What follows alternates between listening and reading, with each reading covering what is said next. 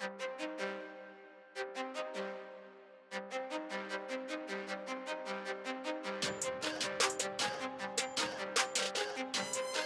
are hours away from the season tip-off, the 2022 NBA season. Of course, that means the Boston Celtics versus the Philadelphia 76ers. So, of course, we have to bring in a special guest today. We have Kieth Pompey. But, of course, as always, Sherrod and Gary join me. I'm Kwani Lunis. You're listening to the A-List podcast. Guys, fellas, how we feeling? Feeling good. For a second, I thought you forgot me and Gary were in the building. Nah, I had to make sure our guest was introduced first. You gotta respect the guest. Damn. But yes, our Kieth Pompey is from the Philadelphia Inquirer, so of course we wanted to bring in someone that has expertise on the other end. Let's start with Ben Simmons, the biggest story of the offseason. How's he doing? What's the update? What should people know about him? You know, it's funny because everywhere I go, that's where everybody want to talk about Ben. I'm like, yo, he left like a year ago. I mean, you know what you're doing. He's fine. You know what? It's funny. I chatted with Ben before the Sixers played the Brooklyn Nets in the preseason opener, and believe me, he's in good spirits. I mean, he's happy in New York. He talks about he can't wait to come back to Philly. You know, he was saying, so yeah. So I mean, but to be honest with you, like, that was probably the most pleasant Ben Simmons I've been around in like 2 years. So, I mean, he's overcome a lot, right? We all know that. Mm-hmm. But at the same time, he just seems like someone who's enjoying life right now. And when you look at it, he has great tools to play with in regards to players. So he's excited. He's excited. So would you say there was like a sense of relief when you talked to him of like not being on that side anymore? You can say that. I mean, but also I feel like when he looks at, there's a sense of relief, but I think more so, you know, when you look at the Brooklyn Nets, like the Sixers needed Ben Simmons to score for them to be effective and impactful. Like, he had to get out of his comfort zone. And right now, initially, at least in Brooklyn, you know, you have a lot of other guys that do that. I mean, you have KD, you have Kyrie. And whereas if Ben start taking shots, they're going to be like, look, bro, like, this ain't what you came here for. Just give me the rock, grab some rebounds, and defend. So initially, and the reason why I'm saying initially, because somebody's going to force him to shoot after a while. But initially, I just feel like that's a better spot for him. Whereas with the Sixers, he would have to do some scoring in order for them to be impactful and be effective. Okay, now that we got that out the way, let's talk about the actual Sixers roster. James Harden, it clearly can't wait to get started. What have you noticed from him in the preseason? You know what? The preseason is really kind of hard to gauge him right about now. I mean, you see him, you know, doing certain things. You know, everybody's talking about he regained his explosiveness and he's better, but not, you know, it's just hard to figure that out when teams are going, like, in most cases, guys of his stature go 80% in the preseason. So I think we'll get a true test, you know, when they play the Celtics to see what he can do. Now, the one thing that I will say differently is, like, you hear a lot about James Harden in regards to being not a team guy, you know what I mean, about him being himself. But I will say that, you know, he's turning into be the leader of this team. You know, he's the guy that's organizing the team functions. I mean, he's paying for the younger players to go out and eat with them. So, you know, I mean, you know, hang out with them and do certain things. So he's really been impressive from that standpoint this preseason. Well, Keith, here's the thing. I mean, we're all waiting for James to do his thing, but he looks like he's lost a little bit of that I can't even call it baby fat, because he is far from a baby, being in the league. But, I mean, is there a noticeable change in what he looks like up close physically? And if so, my question then becomes, what the hell took him so damn long? I mean, I guess it's one of those things. He did do that, but I guess it's one of those things where you got to get booed and you got to have that people start doubting you. Now, the thing is, like, when you see him, like that photo that they had of him, there is a noticeable difference. Yeah. But it's not like, per se, a huge weight loss. He's more chiseled. He's lean. He's cut up, you know, things like that. I mean, his body looks good. But I think, like, he talked about how bad the last 2 years were and how disappointed he was.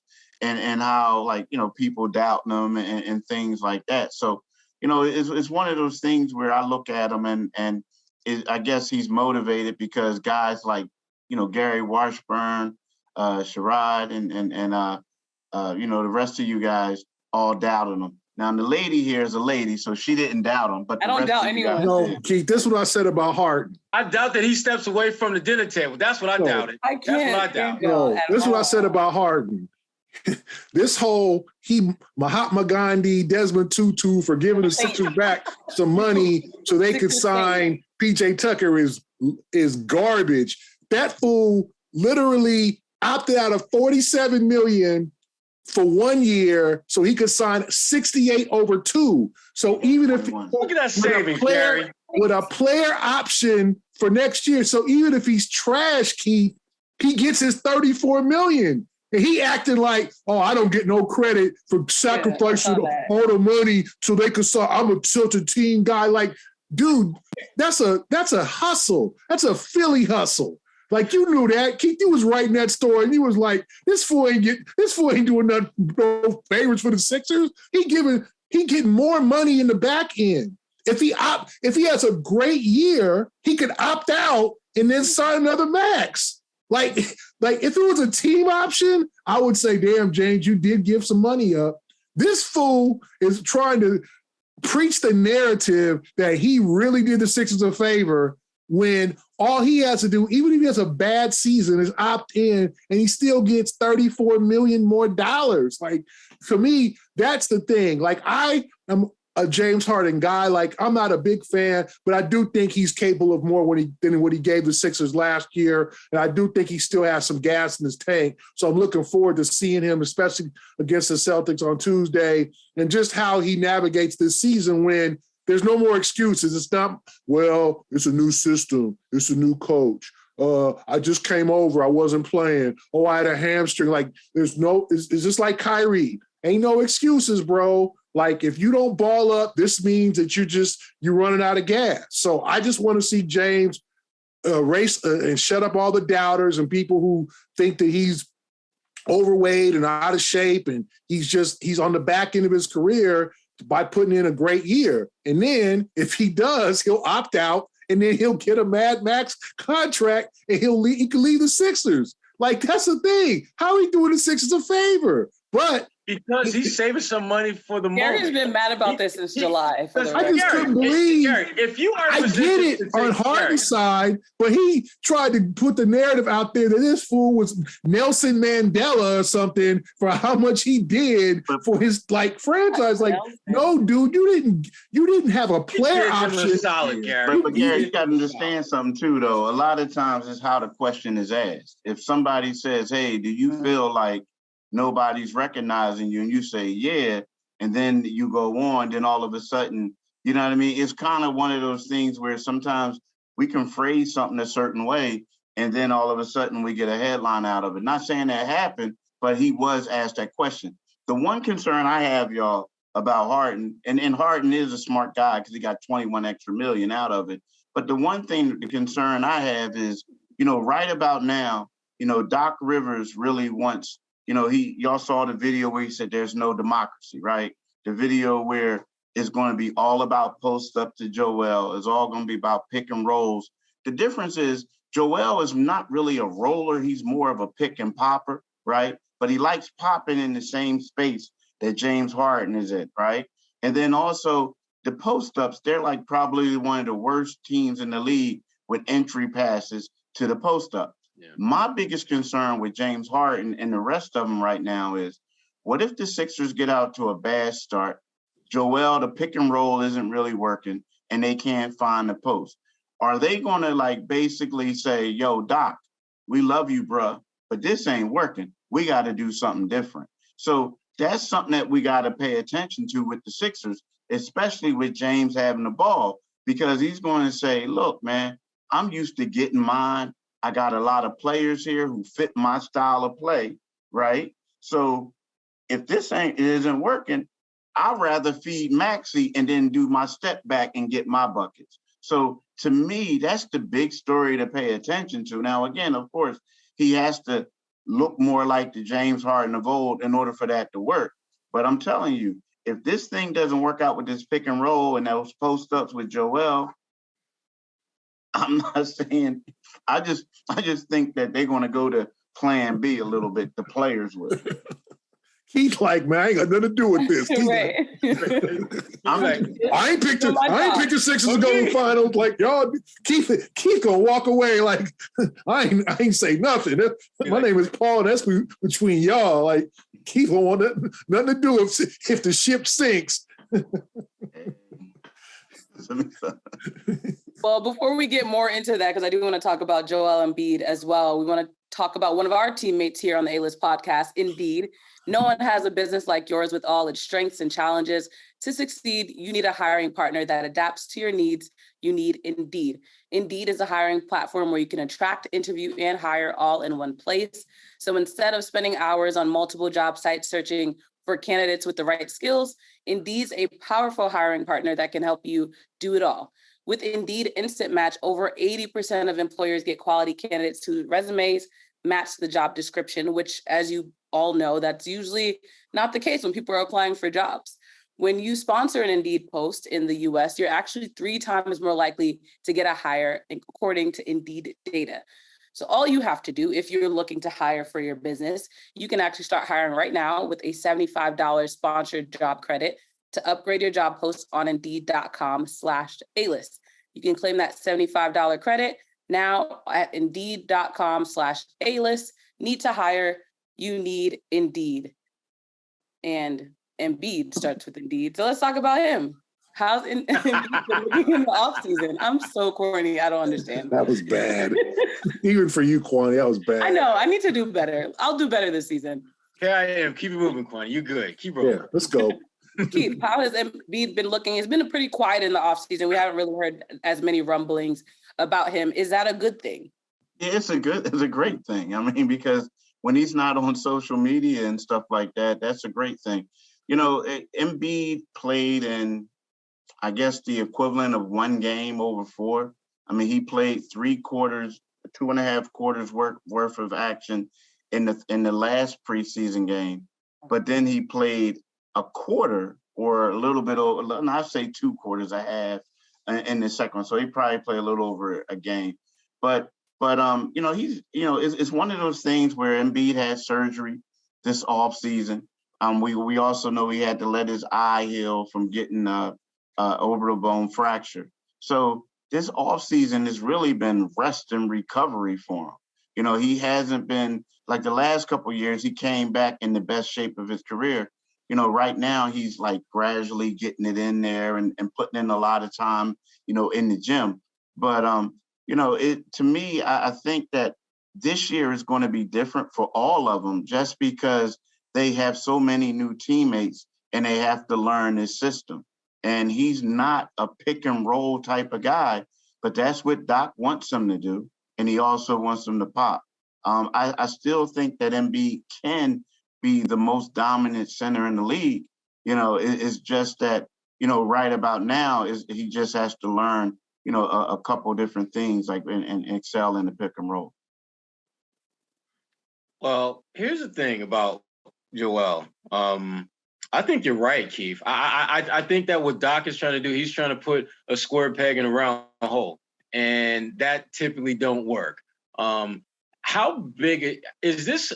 Again, from the outside looking at it, it feels like this is a make or break season for Doc. Considering this is year number 3, and they haven't been able to get out past the conference semis. Nah, I mean, think about this, y'all. So we talk about Brett Brown, right? So everybody talks about the process and how they were tanking and everything like that, right?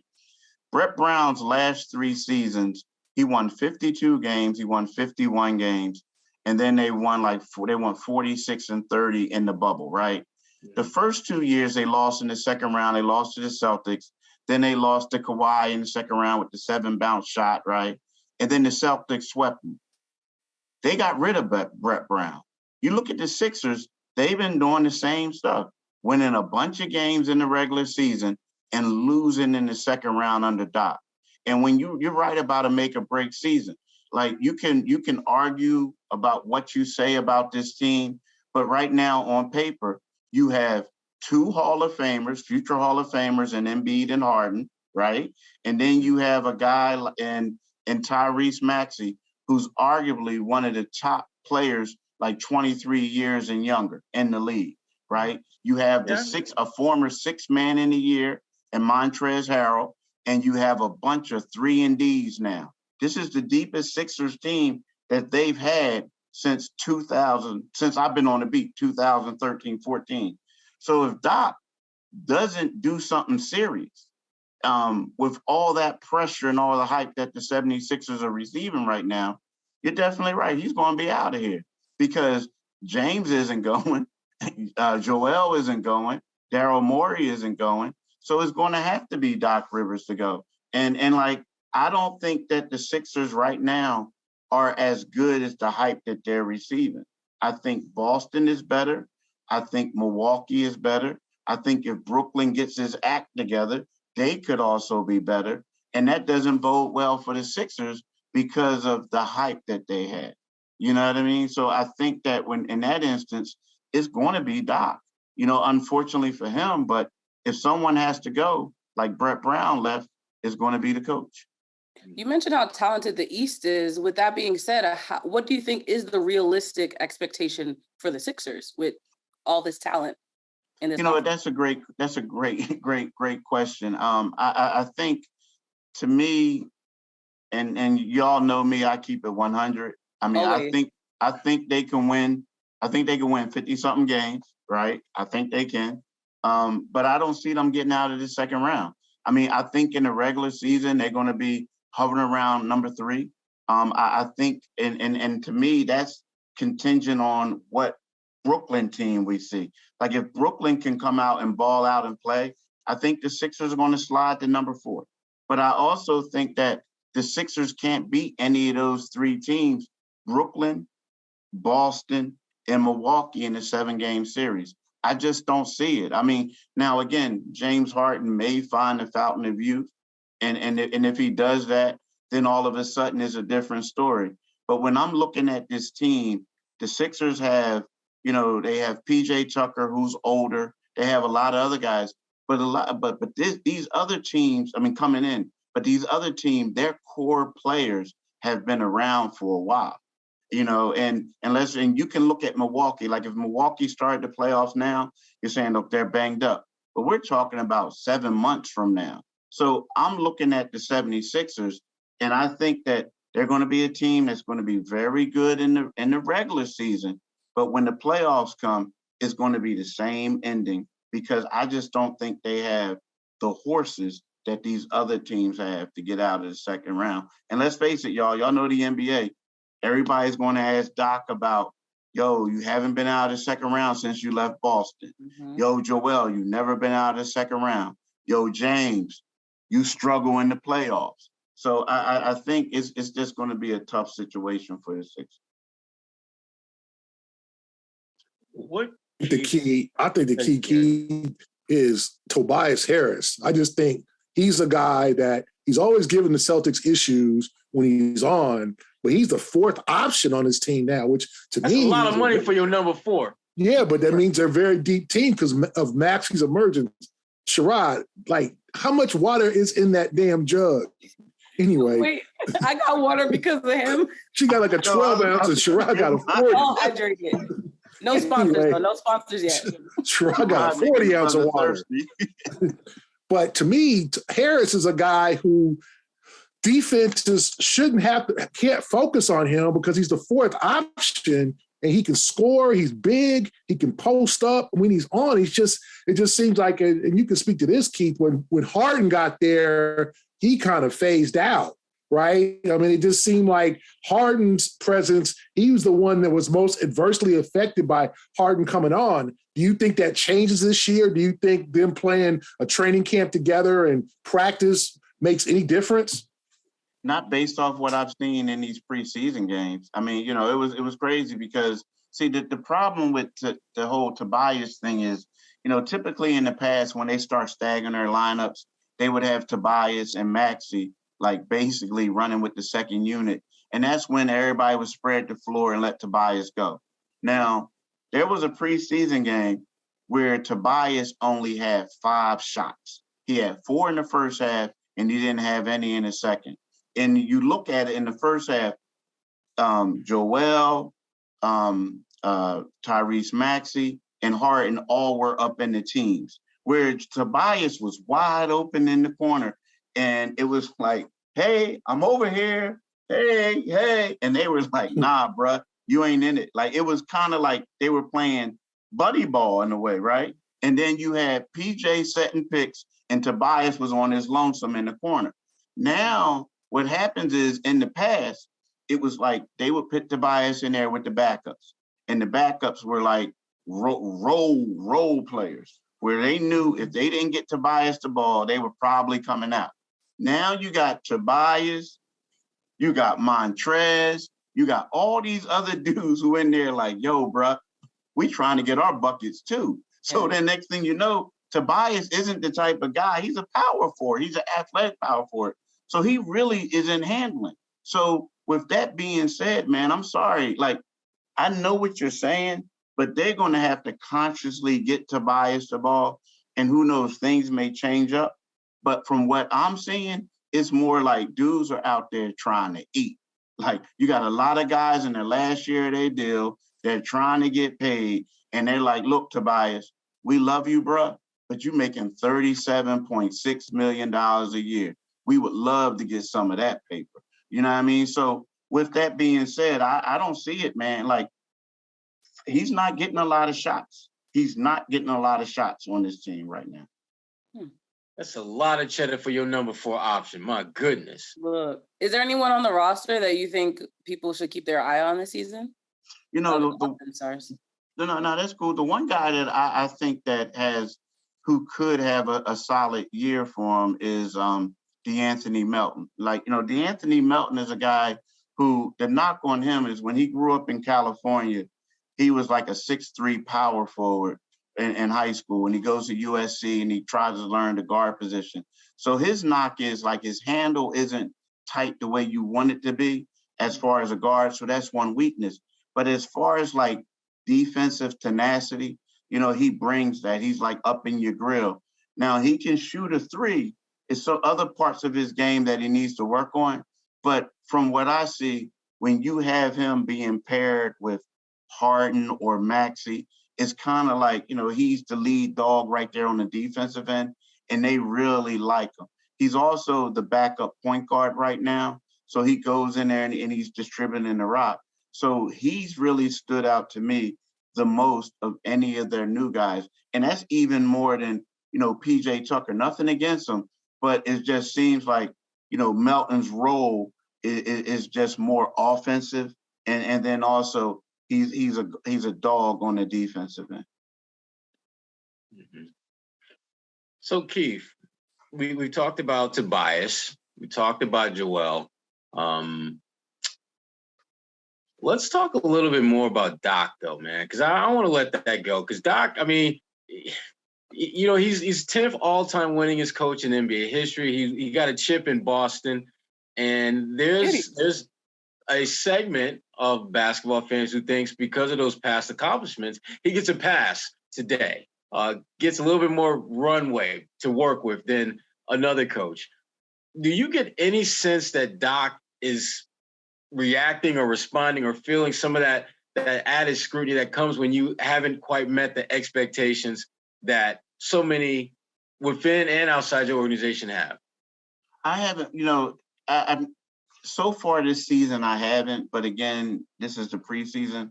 But if you would have asked me that last year and the year before, yeah, in the playoffs, I mean, because I also felt that Doc felt like, okay, I came here, I got to get this culture together. I got a point guard in Ben Simmons. And I'm not speaking for Doc, but I'm just saying, you know, like I got a point guard in Ben Simmons who doesn't shoot the ball, but I got to keep him engaged. You know, I felt like Doc felt like he had a lot of issues he had to deal with. And then now, you know, you got the James thing of last year, you're trying to get things together. So thus far, I haven't felt that.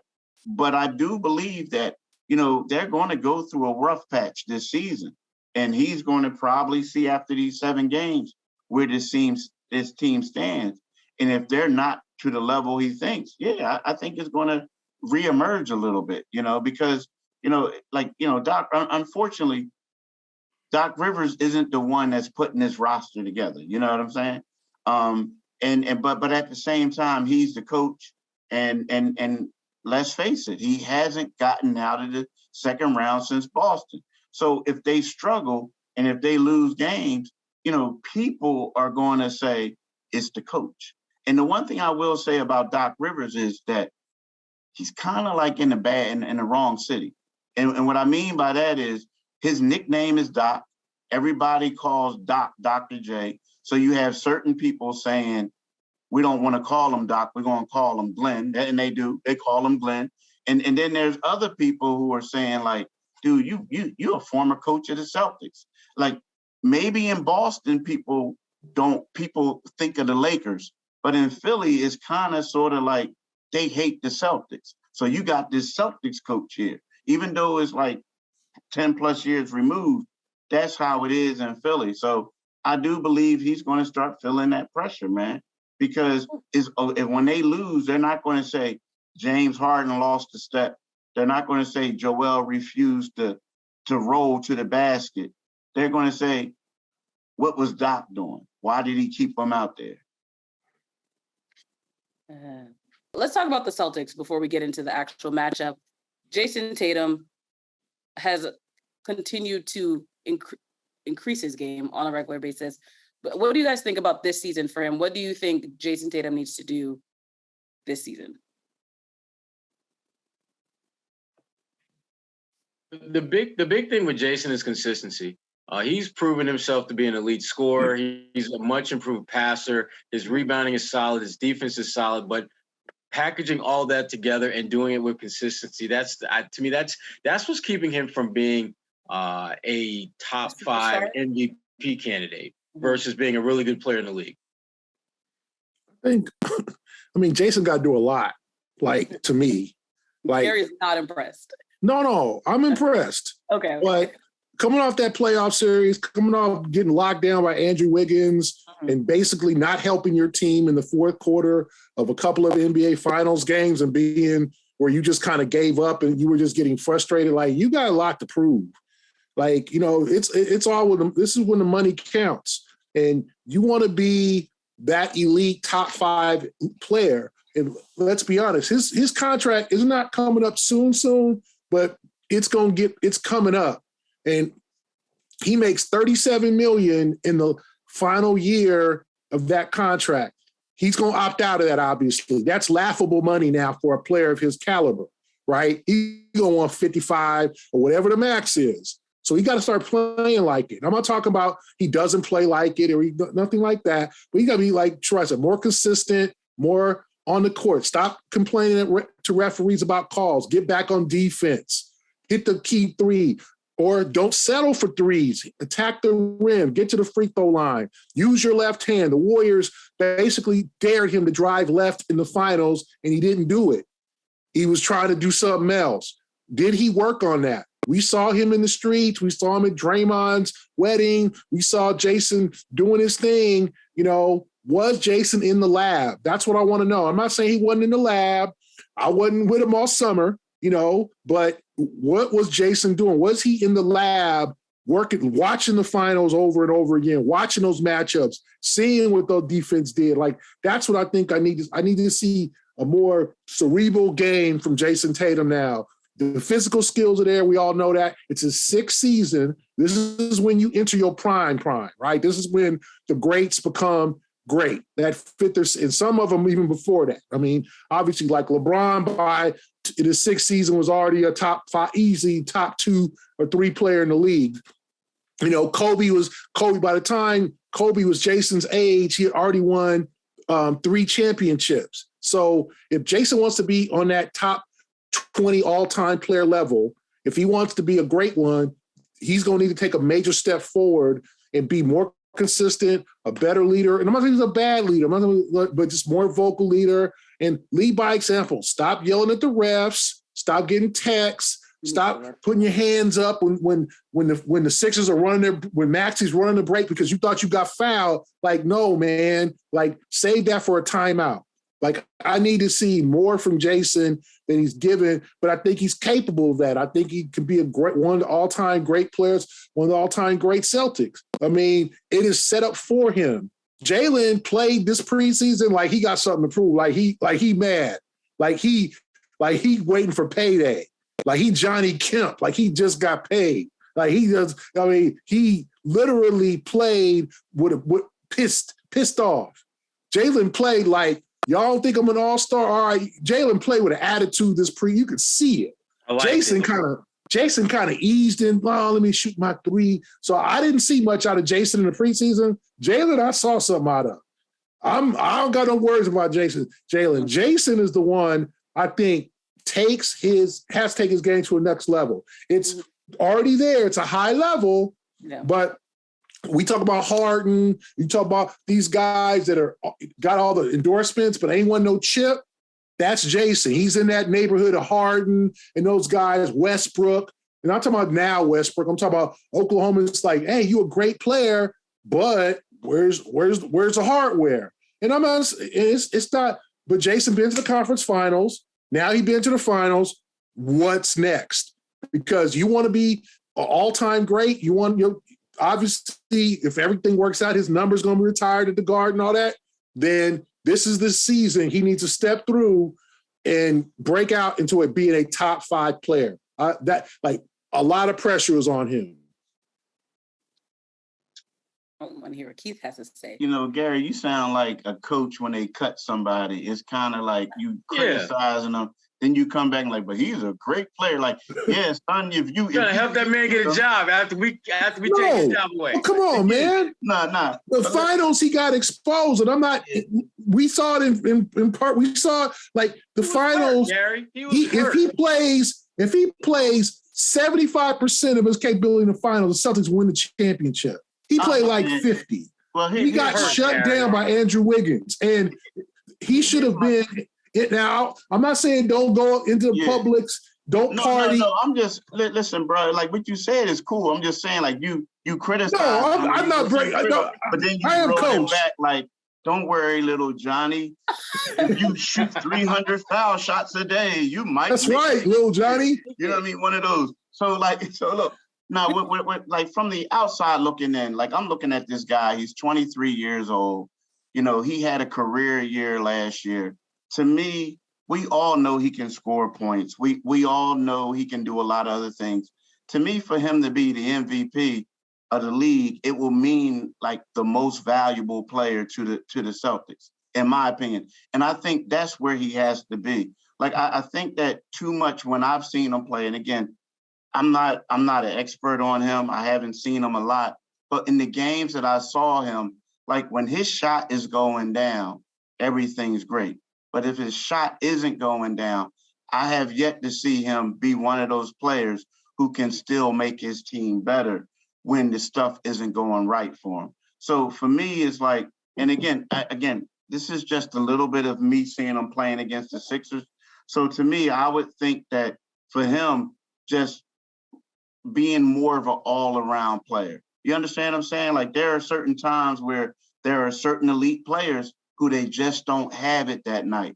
But at the same time, he's a smart guy, a high basketball IQ. But sometimes I think for him, it's just being more of a distributor and things like that when certain things aren't working for you. But again, 23 years old, right? He was a first-team All-NBA, right? He had career high in assists, rebounds, points. I believe he shot 35% on 3.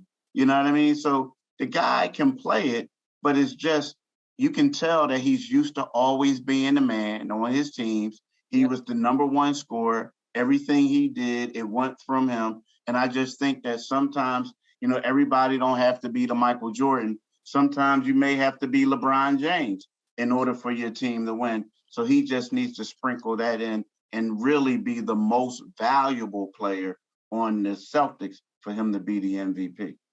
Damn, Keith, now want to make me want to go out there and play. That's motivational. Right.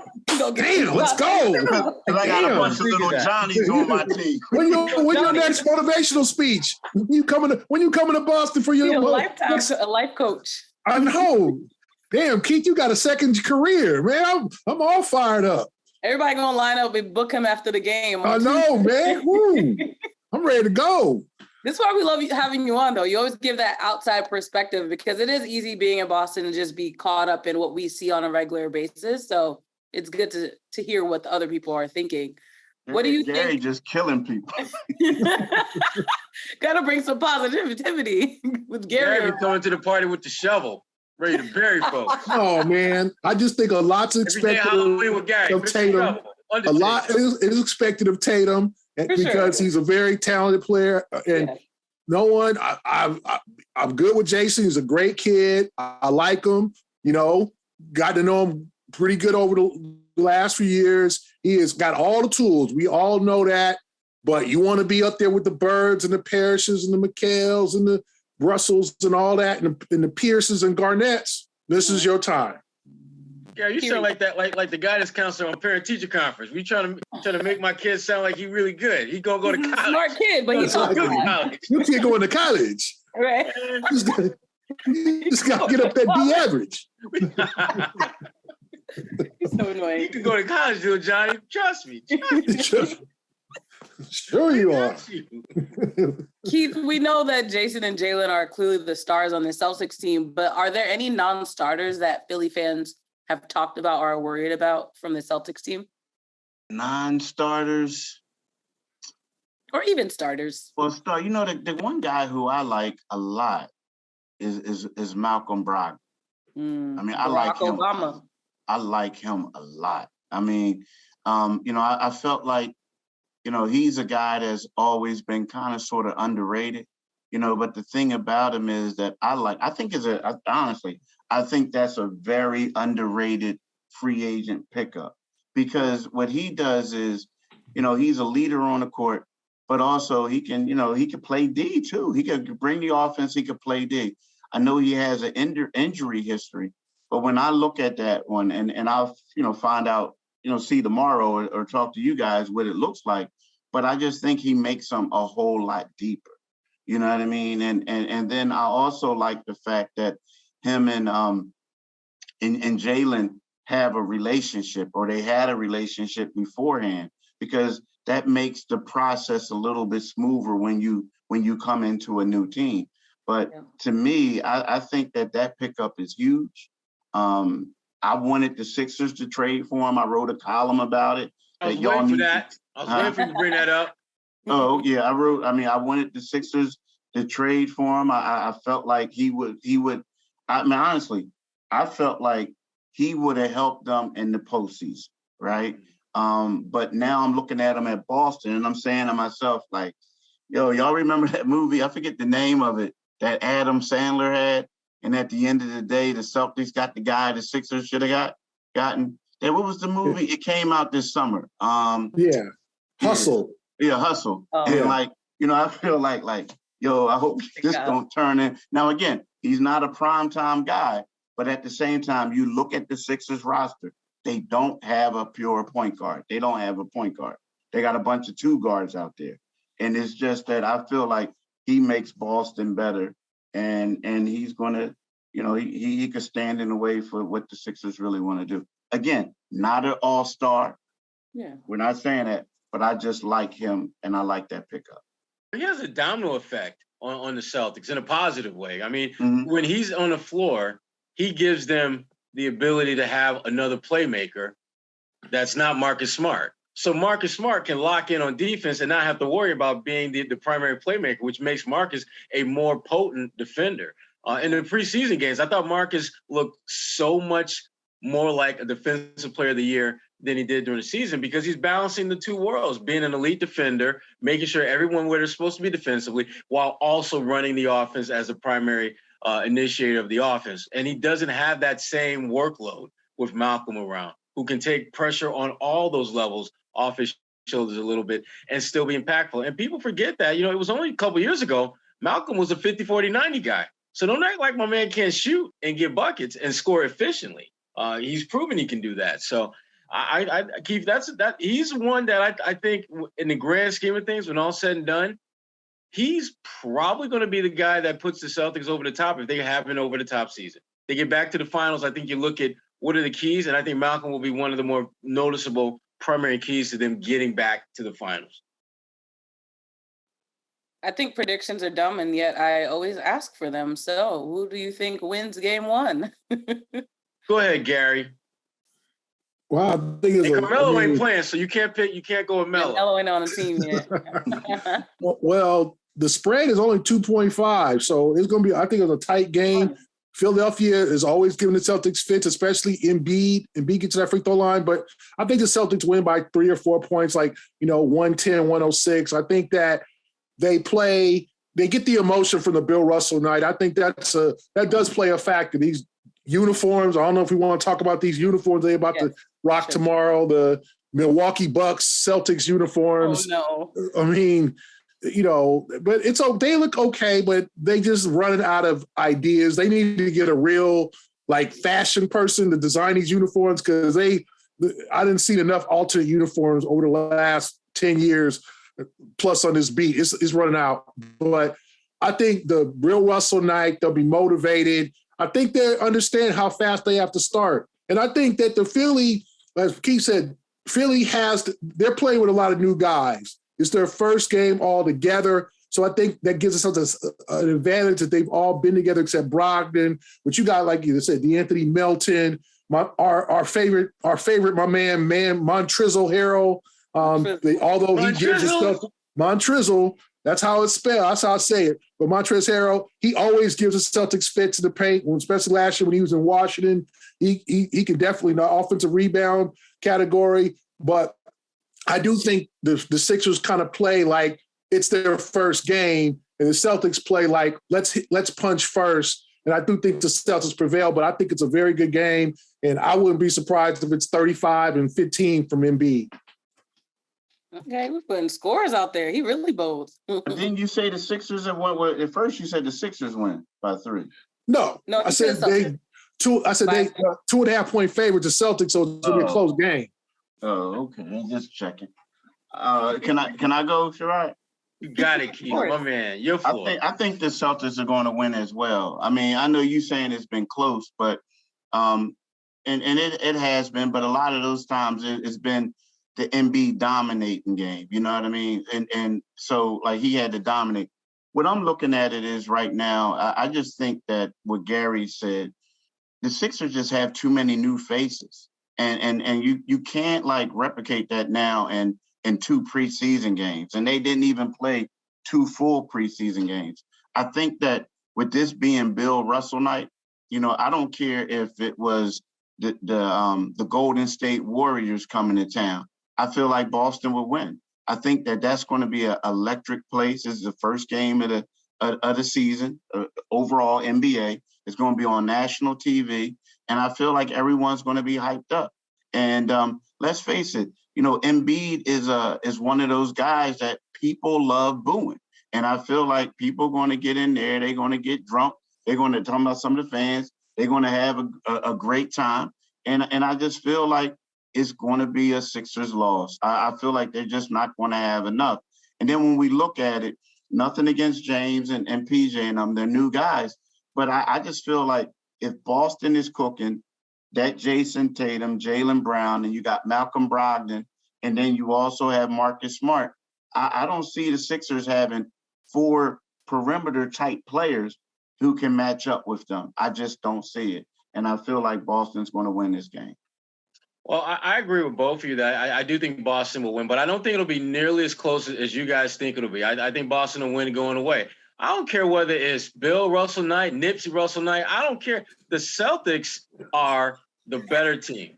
And when you combine the fact that they're the better team with the fact that the Sixers are going to be going through those early season growing pains because they've got so many new faces who haven't really developed the kind of chemistry that they're going to have in December and January, that they will not have in October, November. It just seems like so ripe for them to suffer a pretty bad loss. And to the point I think Gary made earlier, the Celtics are going to come back with a little. They're going to come out a little bit more motivated than usual, simply because they realized what happened last year, where they just kind of sleepwalked through the first early portion of the season, played 500 basketball, and when it came time to get to the end, near the end of the season, you're not able to have that. What I think may have been a difference in that Golden State series, and that's home court advantage.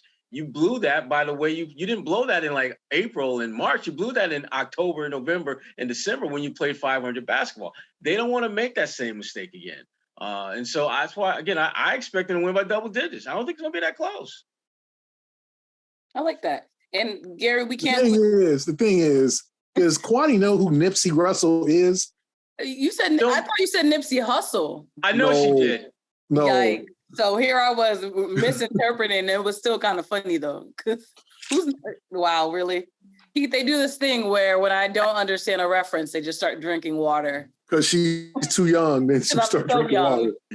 So as you can imagine, Keith, we stay hydrated. Yeah. Stay hydrated because I never understand what they're saying. Nipsey Russell was a comedian. You got to just Google his name. All right, Nipsey, he played in The Wiz, the original Wiz, the Black Wiz, not the Wizard of Oz. He was He played the Tin Man. Oh, the Tin Man. Oh, okay. Michael Jackson was a Scarecrow. My bad. Yeah, Michael Jackson Scarecrow. So yeah, that's how kind of Nipsey Hussle got his name. Nipsey Russell. Sense. Yeah, people don't really. Yeah. I'm a big fan of Nipsey Hussle. Rest in peace. I love Nipsey Hussle. So I ain't him. So. But yeah, but Sherrod said Nipsey Russell night. I can't stand that. I did that for you, Gary. That's one of your best lines. I can't on that one. But Keith, I don't know if you got a chance to see the City Edition jerseys. It is in honor of Bill Russell. The font is from his previously owned Slade's restaurant. There are 11 gold diamonds embroidered throughout it in honor of the championships that he's won. There was a lot of thought into the symbolism of the jersey. There is a lot of slack on social media because it's giving Milwaukee Bucks. It looks exactly like their jerseys in some ways, but I liked it. I didn't really think that much into it. The fact that it represented Bill Russell and was honoring him. Of course, the first game is going to honor Bill Russell, and they'll have a second one on his birthday, a second honorary night in February as well. But I agree with all of you. I think the emotions behind the game, I think, add a lot more. And the Celtics know at this point they can't lose this game. Oh, they can. They can. But they should. They can lose. But they should not. Remember Game 6 of the Eastern Finals. Oh, they can't lose. They coming home to close out the Heat, and they lost. Jimmy Butler went for 47. So don't say they know they can lose. In the words of a Celtic great, anything is possible. But if they lose, Gary's column will be like, they need to get a new interim coach. Yep. This dude ain't working. Where Nipsey Russell at when you need him? Where Nipsey Russell at? Let's get that Nipsey Russell dude. Nipsey Russell night. I can't. Let's quickly go to Golden State, though. They've been pretty busy in the offseason. Andrew Wiggins getting money. Jordan Poole got some money as well. With the Jordan Poole situation, what do you guys think Jordan Poole's extension means for Draymond? Bye-bye. Yeah, Go, Keith. Bye. I don't know about that. Yo, but look, I'm gonna say this. I don't mean to get I don't mean to like switch it up a little bit. But like all of us grew up in like some similar type neighborhoods, right? Yeah. So here's the deal. It was always that one dude that played around all the time and had an attitude, right? So whenever he walked up on somebody, everybody took 2 steps back and said, "Stop playing, man. Stop playing."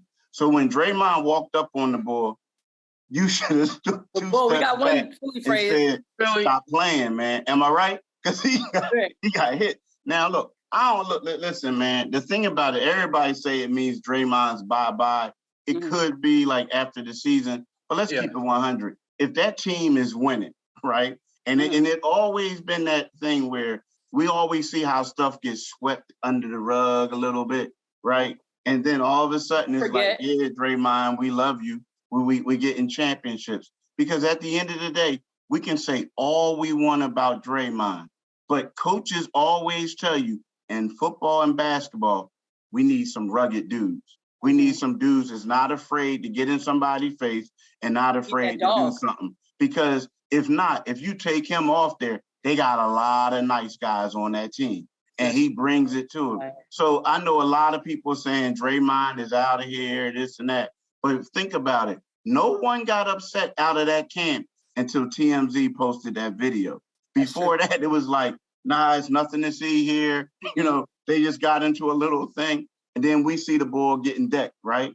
But before that, no one said anything. So I'm not of the belief it could happen, but I'm not of the belief that they're going to let them go. Now, I do think the reason why these guys are getting paid is because somebody upstairs realizes that the stars that they have now are getting older and they need somebody to carry on the tradition. Because let's face it, for a while, the core was getting paid and everybody else was going to other teams. So that's what I think. But I honestly believe that Draymond, he's not the best player, but at the same time, they love that tenacity. It gets on their nerves when he's barking at them, but at the same time, Draymond is part of the reason why they won the championship with him getting in people's grill in Boston. I agree with you, Keith, but I don't think it's going to be because him not being wanted by Golden State. I just think that Draymond is going to eventually be a free agent and can demand more money than Golden State is willing to pay.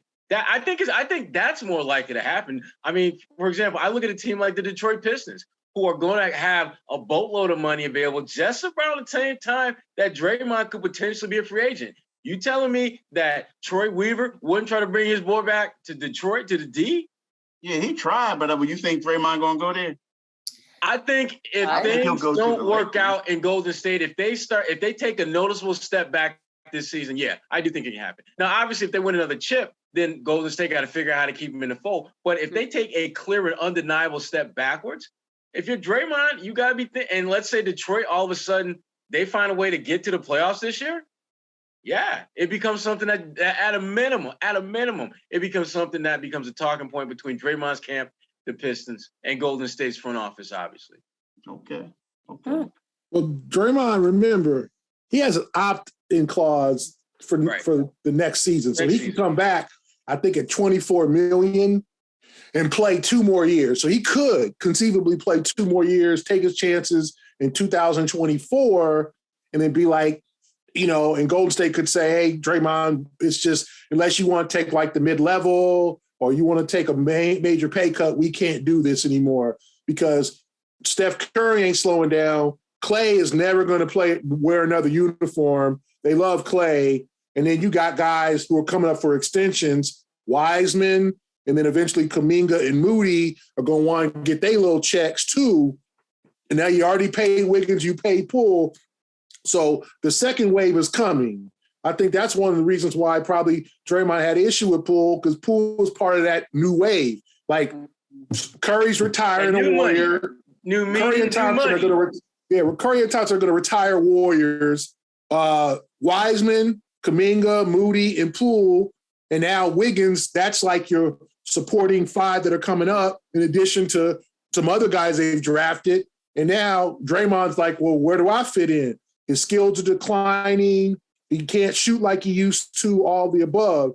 But I think Draymond, it all depends on how he wants to look. Like, we've all seen dudes try to like go to their hometown team. Chris Webber, remember Chris Webber went back to Detroit, and dudes try to go back to their hometown team, and they look just strange in another uniform, and they ain't got it anymore. Like, I don't think Draymond wants to be that guy in a Pistons uniform with a bunch of young bucks around him, being that crabby 35-year-old where Kay Cunningham and Sadiq Bey are hooping, and he's like, he done lost 2 steps. Like, he's on the bench doing this. Like, I don't retire first and do his podcast. You tell me he can't be Udonis Haslem? He can't be Udonis Haslem? No, I don't think he's gonna be UD. I think, and then he can go to TNT or wherever, because he'll have his choice of TV gigs, right? He wants to do whatever he wants to do. To me, I think the clock is ticking for Draymond, because I think the Warriors are kind of just tired, and they feel like, listen, as much as talent as Draymond has in glue, we got talent coming. and they're going to need to get paid. They gave Poole $30 million. Like, that's a lot of money for a dude. How much did he average last year? 12 points? 18. 18? He averaged 18 last year? 18 and a half, I think. Yeah. Oh, my fault. I really didn't mean to disrespect him like that, but that's a lot of money. Although he's a growing player, he's got swag, he's got game. I think Draymond sees the writing on the wall. I thought that punch was way out of line and unnecessary. He just don't, I mean, Draymond's 6'8", 245. I mean, that could have really hurt that dude. I mean, and as much as people are joking and you got knocked the fuck out, all that like smoky stuff, like that really could have done some damage. And luckily, Poole is back now. You know, psychologically, I don't think they get over that though. You just somebody literally crushes your dinner, crush your jaw in, and you just, that's my dude, you my guy. Like it's gonna take a lot. It's gonna take a lot. Like you might be cool with him and eat dinner and go out with a group, but is Draymond gonna put his arm around you? You're gonna be like, what you touching me for? Like I just think psychologically it's a lot to get over. But to me, I think Draymond's got to think about his short-term future and his long-term future. How long do I want to play in the league? Because I think we can all see it. When Draymond loses it, he's going to really lose it, right? Like it's not going to be one of those, he ain't going to be 37, 38, still helping the ball club. Remember Dennis Rodman, when Dennis left Chicago and he went to LA and Dallas and he started being this kind of vagabond. He had lost his skills, and all of a sudden Rodman, get away, like you play too long. I don't want Draymond to play too long just to try to show that he can still play. You've done everything you wanted to do. You're probably going to the Hall of Fame, Defensive Player of the Year. Draymond, play until you feel like you're done. Gracefully, yeah. Yes. I feel you. Yeah. I talked actually for a story I did for Bleacher Report that ran on Monday. I talked to Cedric Maxwell about that because Cedric, as we know, he has never been shy to put my hands up in case it comes to that. And his perspective on Draymond, I thought was telling. I mean, he agrees with you, Gary. He doesn't think that Poole is going to be able to get over this because if it's not in you internally to try to control that, you're going to be hearing about it from the media. You're going to be hearing about it from fans. You're not going to be able to fully escape what happened. And there's no telling. And again, we don't know how much of that Jordan has ingrained within him that he's still processing. So how you going to rock and roll with this dude for like another 4 years? I mean, granted, they give you 30 million reasons why every year to make it work, but you want to create your own destiny. You want to be your own man in this league. And how is this going to make that reality hard to become your reality? Mm-hmm. It's cool. I mean, props to him for getting that check, but damn, bro, I don't know how you can be cool with this dude going forward. I just don't know how you can do it. It's the video. I think the fact that the Warriors were more upset about the video, it's really telling too, because when you think about it, for Jordan Poole, this video is circulating. Even if they get it deleted, there's someone that has it on their phone, and this is something that you have to continue to relive. Versus, we talked about this last week. If it wasn't online, then we could have blew it under the rug. He would just have to keep thinking about it, but we didn't have to.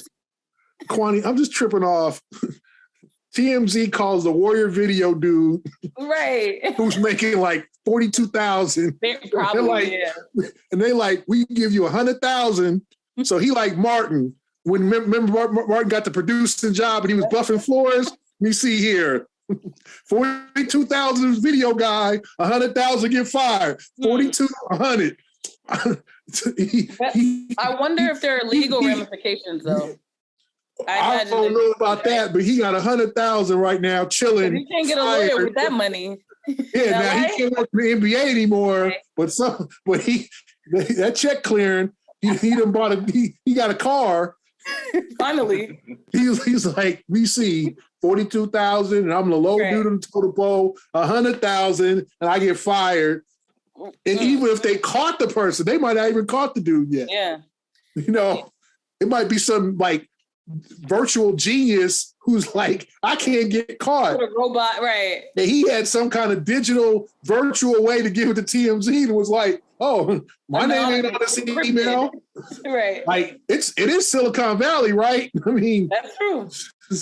The TMZ was like, you good. Here's your $100,000. Reminder to pay people in sports more so they don't have to do stuff like that. Yeah. Well, I think we summed up game one pretty well. Obviously, now the ball is in the players' court. But with that being said, I was waiting for Gary. We have a new drink here for Kwani these corny ass. That's 2 strikes, Kwani. 3 strikes and you out. Mm-hmm. 3 strikes and you out. That's 2 strikes. So stop hating. That was fun. Thank you. Also, I want to give a shout out to people. If you live in Boston and you're a Jaylen Brown fan, I was at his pop-up shop, which will be, I think, until the end of probably November. It was a really big crowd. There was actually 2 very long lines that just wrapped around the Seaport, which is very telling of the influence that him and obviously Jayson Tatum showed up as well, which proves that they do support each other. But if you're in Boston, definitely check out that shop in the Seaport, support Black-owned businesses. And that's all I had to say. That was my spiel. But game one, we're going to talk about that next week for A-Shaw Blakely and Gary Washburn, and our guest, Kieth Pompey from the Philly Inquirer. Thank you so much. I'm Kwani Lunis. This is the A-List Podcast. Season's here.